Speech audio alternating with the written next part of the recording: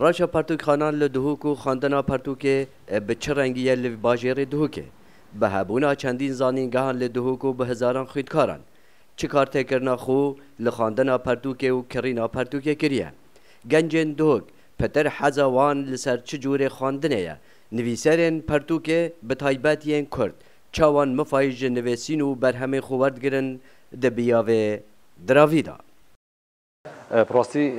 خواندوال کردستان آن دهۆک پیشاوی گشتی زیادتر بوده لی فرم و متد خواندن هاتیه گوهرین ابرو کانالت خواندن گلک بینه کانالت الکترونی نوک جاران ما یک خلصه کاغذ آن پرتوکا بخویندن برکو هر کس که مال خدا دستگاه که راگهاندن بنام فیسبوک یا توییتر و کانال دی تکنولوژی ها برنده او گنج تایبت باجر دهۆک قضا ناحیت خوبه از باور کم گنجی که گلک باشه هی خواندن و هزریت کرد خواندن ایت کردن برنده از بیشم روشا خواندن و که خواندن باشتر بوده لی فرم جدایت که ما جاران سر دیل کرد. شوازه کنی یه پەرتوک خانه ما یه دستاویتی و ما دابین کری بو خواندوان ما برین که شیم بیشم تخکیان او که گنج یا خلکی هبو که خواندن یعنی برف خواندن و یان تکل یا خواندن و خوراوشان بیرکردن هبو لی پشتی ما اف جه برهف کری و کی پەرتوک خانه کو بهان ما برهف کری بو خواندوانا بالا گلک تخو چین دیت خلکی کشان کو قصد خواندن بکن شیرینی یک دا خواندنه شیرینی یک دا جه یعنی خوراوشان بیرکردن خوب برف پیش و برنه شوکی گشتی خواندن بو هر کسی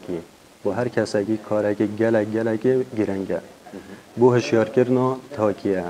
هشیار کردن جهمی تشدید جیانه دا و جهمی کارندی اوید هر کسی که به مجید بیتن گرنگتره. پەرتوک خانه بدرخانیان یک جی کەڤنترین پەرتوک خانانه ل دهۆک divê پەرتوکخانê ve gelek xwînkarên zanîngehan lêkolîn û raporên xwe yên derçûnê wek jê der ji vê pەrtûkxanê werdigirin. Evet tene pەrtûkxane rojane xelkekî cora û cor in pitiriya wan genc in ji genca jî qutabî ne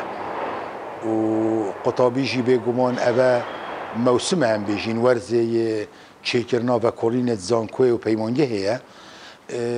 vêgavê baş e heta ku heyva du jî sala bihêtin ev vekolîne dil berdewam bir xelkekî dî jî tê tê ne qutabî yani em bêjîn tên dixwînin rojnama govara پەرتوکا گەل خود بەنەماڵ هەندێک جارا وێ ئەوێدیا ئەم بێژینێ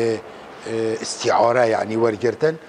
هێشتا خواندنا پەرتوکان li Dihok nebûye diyar de و hebûna şoreşa ragihandinê û teknolojiyayê kartêkirin lêkirîn û xwandina pەrtûkê kiriye li pەrtûkxanên Dihokê. Selam balayî dengê Emerîka Dihok.